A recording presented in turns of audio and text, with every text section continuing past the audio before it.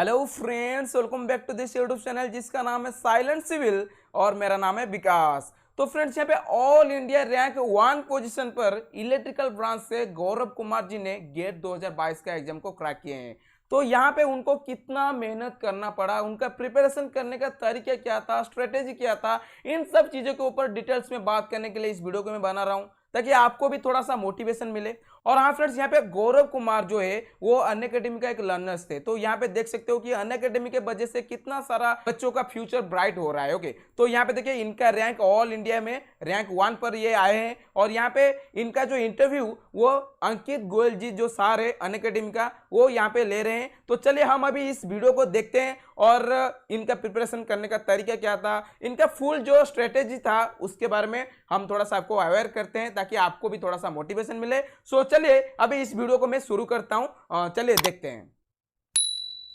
Unacademy की तरफ से ऑफर चल रहा है। तो अगर आप यहाँ पे अनअकैडमी का GATE and ESE plus subscription लेते हो 12 मंथ के लिए, तो आपको यहाँ पे और 3 मंथ का एक्स्ट्रा बेनिफिट मिलने वाला है। और अगर आप यहाँ पे 24 मंथ के लिए GATE and ESE plus subscription लेंगे तो आपको यहाँ पे और 4 मंथ का फ्री बेनिफिट मिल जाएगा। तो यहाँ पे अगर आप इस ऑफर का फायदा उठाना चाहते हो तो 24 मार्च तक ये ऑफर वैलिड है, उसके अंदर आप इस ऑफर का फायदा उठा सकते हो। और हाँ फ्रेंड्स, यहाँ पे मैं आपको बोलना चाहूंगा कि अनअकैडमी का प्राइस बढ़ने वाला है। ओके, आपको क्या करना है, मेरा कोड यूज करके आप यहाँ पे अनअकैडमी का सब्सक्रिप्शन ले सकते हो। और मेरा कोड अगर आप यूज करेंगे तो आपको इंस्टेंटली 10% का डिस्काउंट देखने को मिल जाएगा। ओके, और यहाँ पे फ्रेंड्स देखिए अनअकैडमी का notes for GATE and ESE, यहाँ पे देखिए फ्रेंड्स आपको इंडिया का जो टॉप एजुकेटर्स है उनसे नोट्स प्रोवाइड किया जाएगा ताकि आपका जो प्रिपरेशन है गेट एंड ईएसी के लिए और भी ज्यादा स्ट्रांग हो सके और आपका जो एग्जाम है वो आसानी से आप क्रैक कर पाएंगे। इसीलिए यहाँ पे अनअकैडमी की तरफ से नोट्स प्रोवाइड किया जा रहा है for GATE and ESE. Okay, और यहाँ पे फ्रेंड्स देखिए अनअकैडमी की तरफ से नए नए बैचेस भी लॉन्च किया जा रहा है। यहाँ पे देखिए गेट एंड ईएसी 2026 के लिए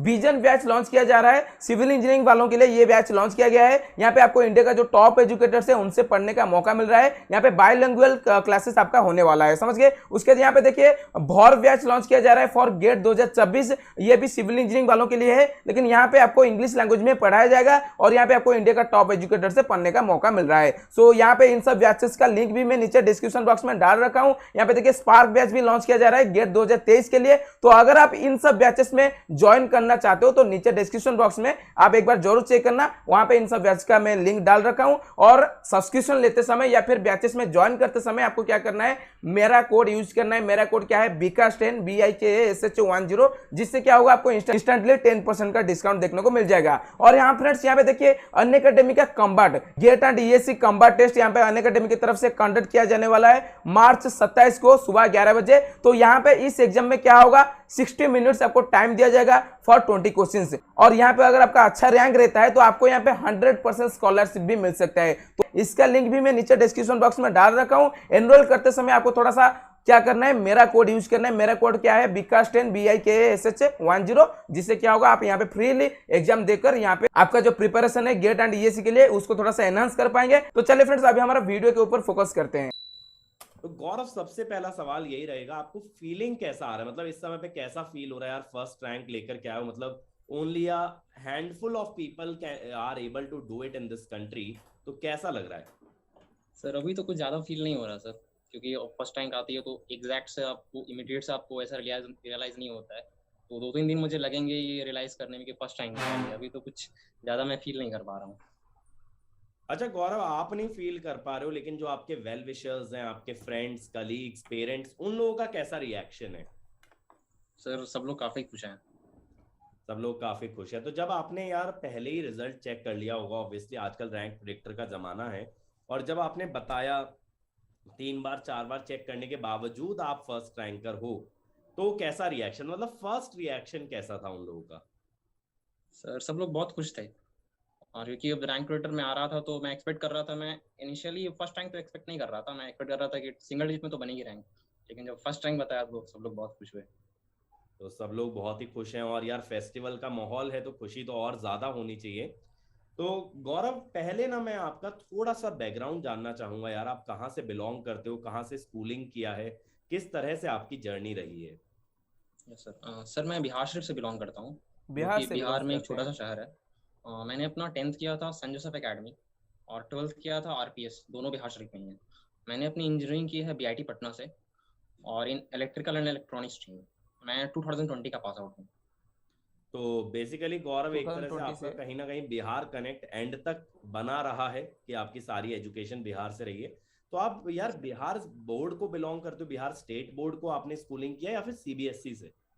सीबीएसई से किया सर, सीबीएसई से सेंट्रल बोर्ड। स्कूलिंग किया है।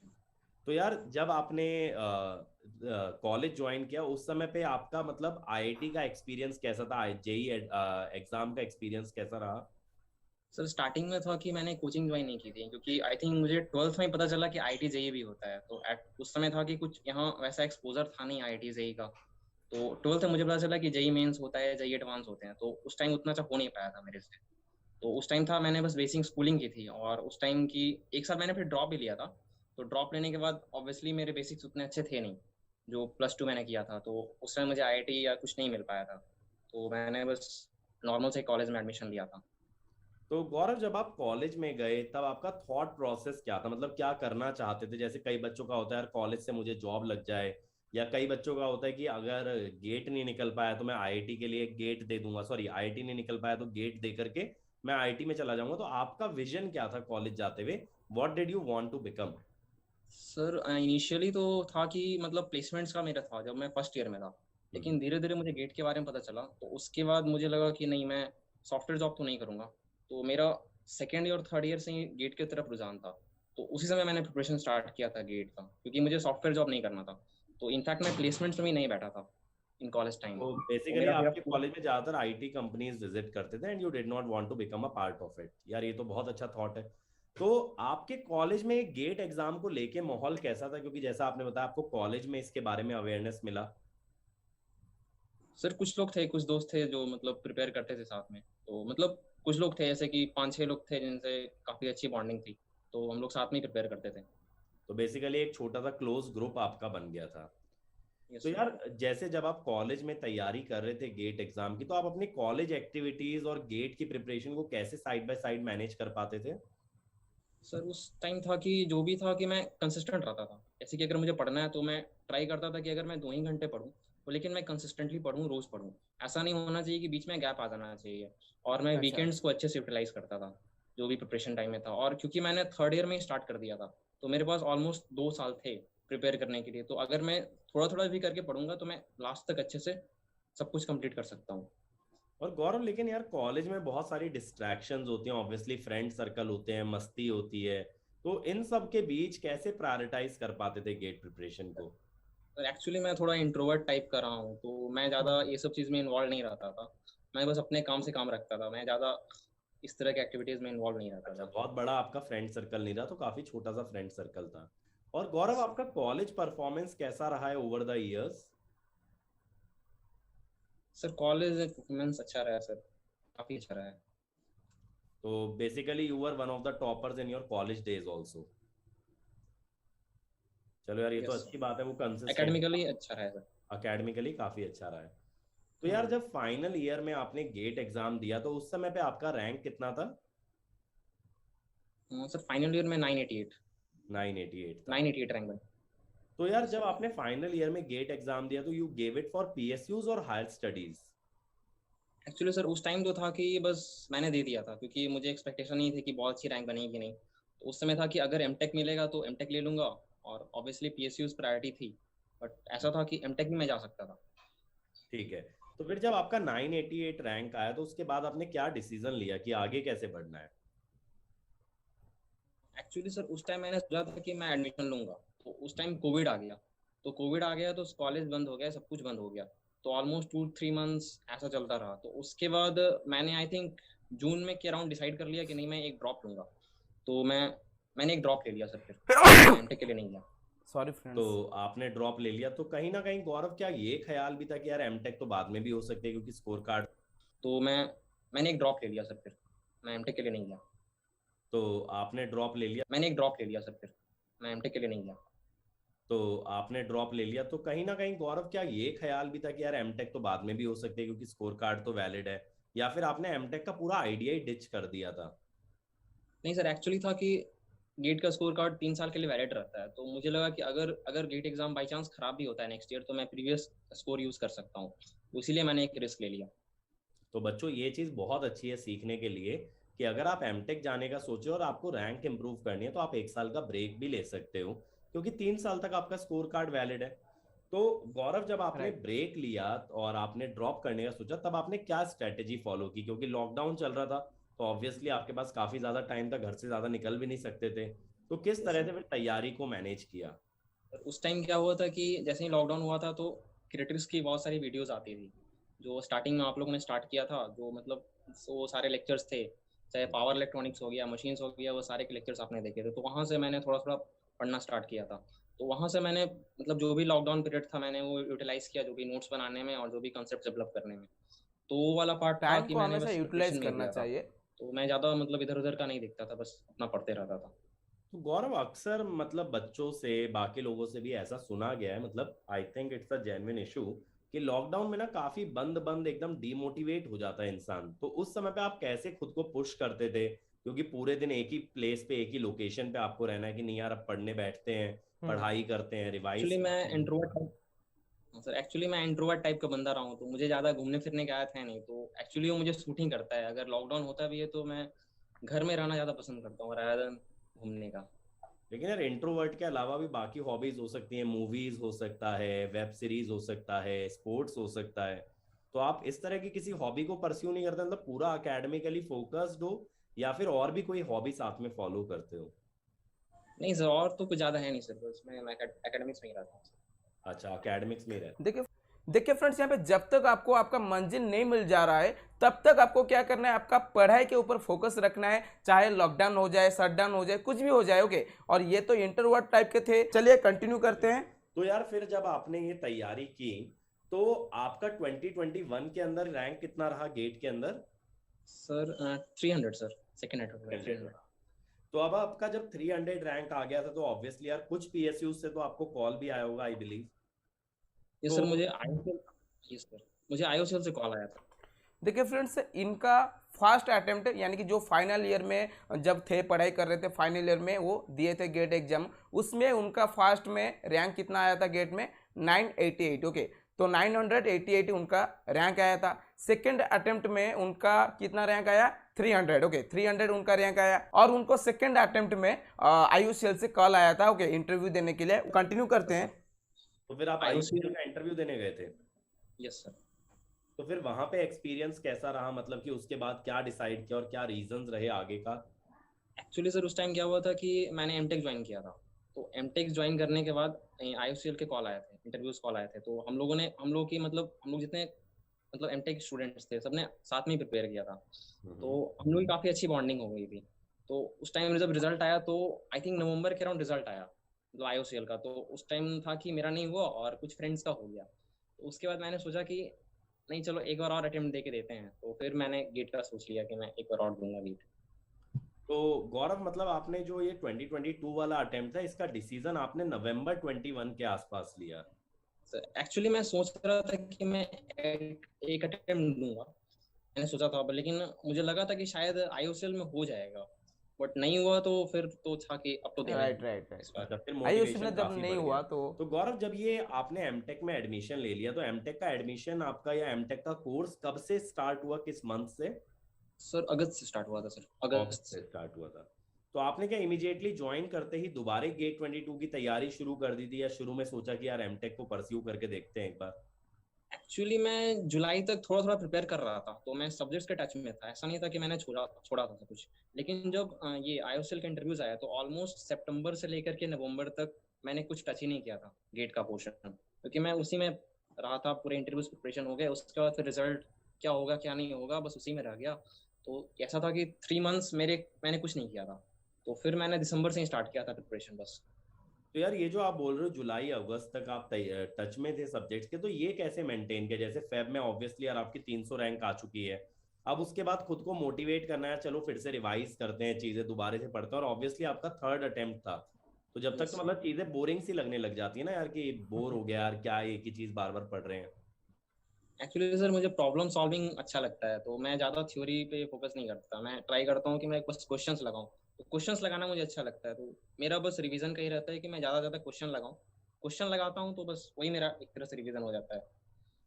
तो गौरव कभी ऐसा भी होता था कि कुछ क्वेश्चन को आप अटेम्प्ट करने गए, वो आपसे नहीं बना, तो फिर उस पे आपका रिएक्शन कैसा होता था? क्योंकि बहुत सारे बच्चे ये कहते हैं क्वेश्चन नहीं बनता तो एकदम डिमोटिवेट हो जाते हैं, डाउन फील करते हैं। तो अगर आपके साथ ऐसा होता तो उसको ओवरकम कैसे करते थे? नहीं सर, अगर क्वेश्चंस नहीं बन रहे हैं तो आप ट्राई करो कि अगर उसका आपको सॉल्यूशन मिल जाता है तो अच्छा है। तो मैं ज़्यादा क्वेश्चन लगाऊं, प्रॉब्लम सॉल्विंग अच्छा लगता है, तो मैं ज़्यादा थ्योरी पे फोकस नहीं करता। मैं ट्राई करता हूँ कि मैं बस क्वेश्चंस लगाऊं, तो क्वेश्चंस लगाना मुझे अच्छा लगता है। तो फ्रेंड्स यहाँ पे मैं आप लोगों को बोलना चाहूंगा कि जो भी काम कर रहे हो, अगर उससे अगर आपको प्यार हो जाए तो यहाँ पे आप कभी बोर नहीं होंगे। ओके, तो यहाँ पे अगर आप पढ़ाई कर रहे हो तो उससे मतलब यहाँ पे देखिए उनको प्रॉब्लम सॉल्व करना अच्छा लगता था। ओके, ज़्यादा से ज़्यादा क्वेश्चंस को सॉल्व करना अच्छा लगता था। सो इसी वजह से वो दो दो बार ऑलरेडी दे चुके थे, फिर भी उनको बोर नहीं लगा है, समझिए। तो इसी वजह से देखिए फ्रेंड्स, अभी वीडियो को कंटिन्यू करते हैं। ओके, तो मुझे गौरव कभी ऐसा भी होता था कि कुछ क्वेश्चन को आप अटेम्प्ट करने गए, वो आपसे नहीं बना, तो फिर उस पे आपका रिएक्शन कैसा होता था? क्योंकि बहुत सारे बच्चे ये कहते हैं क्वेश्चन नहीं बनता तो एकदम डिमोटिवेट हो जाते हैं, डाउन फील कभी करते हैं। डिमोटिवेट तो नहीं अगर होना आपके है। साथ ऐसा होता तो उसको देखिए ओवरकम फ्रेंड्स, कैसे करते थे? नहीं सर, अगर क्वेश्चंस नहीं बन रहे हैं तो आप ट्राई करो कि अगर उसका आपको सॉल्यूशन मिल जाता है तो अच्छा है। तो जनरली मैं अगर मॉक टेस्ट देता था तो उसमें सॉल्यूशंस आपको मिल जाते हैं, बिल्कुल। तो उससे आप सीख सकते हो। तो अगर आप उसे देखोगे कि अगर आप उससे सीख रहे हो ना, तो एक तरह से आपको बेनिफिट ही हो रहा है। तो rather देन डिमोटिवेट होने से अच्छा है कि आप ट्राई करो कि आप किस तरह से अपने आप को इम्प्रूव कर सकते हो। राइट फ्रेंड्स, देखिए फ्रेंड्स, जो चीज़ आपसे नहीं हो रहा है उससे अगर आप डिमोटिवेट हो जाएंगे कि यार हम इतना पढ़ाई किया लेकिन ये क्वेश्चन हमसे नहीं हो रहा है, अगर आपको उतना नॉलेज होता तो वो क्वेश्चन भी आपसे सॉल्व हो जाता। ओके, तो उतना कमी आप में है, इसी वजह से वो क्वेश्चन आपसे सॉल्व नहीं हो पा रहा है। ओके, इसी वजह से जो भी क्वेश्चन आपसे सॉल्व नहीं हो पा रहा है, देन बहुत अच्छा बात है। उससे क्या होगा, आपको और भी कुछ एनहांस होगा आपका नॉलेज में, और भी आपको कुछ सीखने को मिलेगा, समझ गए। तो यहाँ पे कभी भी डिमोटिवेट नहीं होना है। जब भी कोई भी क्वेश्चन अगर आपसे बन नहीं रहा है तो उससे आप बिल्कुल भी डिमोटिवेट ना हो, और उसको कैसे सॉल्व कर पाए, उसका कितना वेज है सॉल्व करने का, उसके ऊपर उसको फाइंड करना चाहिए, जिससे आपका जो नॉलेज है और भी एनहांस होने लगेगा। ओके, तो चलिए कंटिन्यू तो ऐसा करते नहीं कि हैं। क्वेश्चंस नहीं बन रहे हैं तो आप डिमोटिवेट हो जाओ। आप ट्राई करो कि आप किस तरह से उस क्वेश्चन को सीख, कुछ नया कंसेप्ट सीख सकते हो और अपने आप को बेटर कर सकते हो। Right right right. तो इस ये तो तरह से यार आप सोच बहुत ही सकते अच्छी बात है। जो क्वेश्चन आप लोगों के अटक रहे हैं बच्चों, तो वो आपको लर्निंग देंगे और वो लर्निंग आपको ग्रो करने में मदद करेगी। तो गौरव, जैसा आपने बताया अगस्त तक आपने रिवीजन किया, बेसिकली प्रैक्टिस के थ्रू आपने रिवीजन किया, फिर सितंबर से नवंबर तक आपका ब्रेक आ गया। तो ब्रेक के बाद यार कैसे प्रिपरेशन को वापस से किक स्टार्ट किया आपने?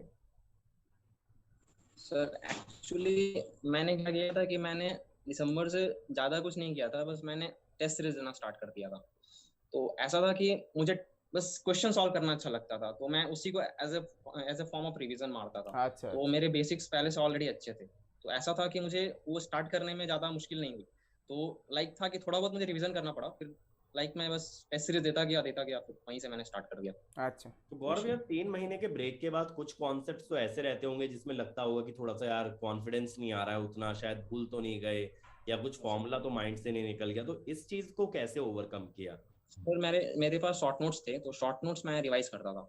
तो शॉर्ट नोट्स मैंने अच्छे से बनाए थे, तो वो काफ़ी हेल्प किया सर बस फिर लास्ट पढ़ाई शॉर्ट मंथ से। करते नोट्स आप समय तब हमेशा भी शॉर्ट रिवाइज कर नोट्स रहे थे आपको जब आप बनाना चाहिए। आईयूसीएल की तैयारी कर रहे थे? उस समय बिल्कुल ही जीरो कर दिया था सब चीजों को? नहीं सर, उस टाइम तो बस इंटरव्यू का फोकस कर रहा था सर, इंटरव्यू रिलेटेड सितंबर क्वेश्चंस से देख रहा आपने था। टेस्ट सीरीज देना स्टार्ट कर दिया, और टेस्ट सीरीज में उस समय पे आपका परफॉर्मेंस कैसा रहा? क्योंकि आपने एक लॉन्ग ब्रेक के बाद एकदम से आप टेस्ट सीरीज पे आए, तो किस तरह के मार्क्स और रैंक्स आते थे? सर स्टार्टिंग में जब मैंने टेस्ट दिया था, तो जस्ट मैं एग्जैक्ट दिसंबर का बता रहा हूँ, तो उस टाइम मेरे मार्क्स 65 के राउंड आते थे। तो स्टार्टिंग में अच्छा मुझे लग रहा था कि 65 आ रहे हैं तो ठीक है, अब 3 महीने की ब्रेक हुई तो 65 है, तो मैं शायद 75 तक या 80 तक क्रॉस कर सकता हूँ लास्ट लास्ट तक। तो ऑन एन एवरेज लास्ट तक मेरा, लास्ट के जो मैंने टेस्ट दिया था उसमें मेरा 80 तक चला गया था। ऑन एन एवरेज मेरे मार्क्स 72 से 74 के बीच रहते थे ओके। On an average. तो गौरव यार, आपका 72 से 74 तो मॉक टेस्ट का स्कोर रहता था, और गेट में आप अबव 90 स्कोर किए हो।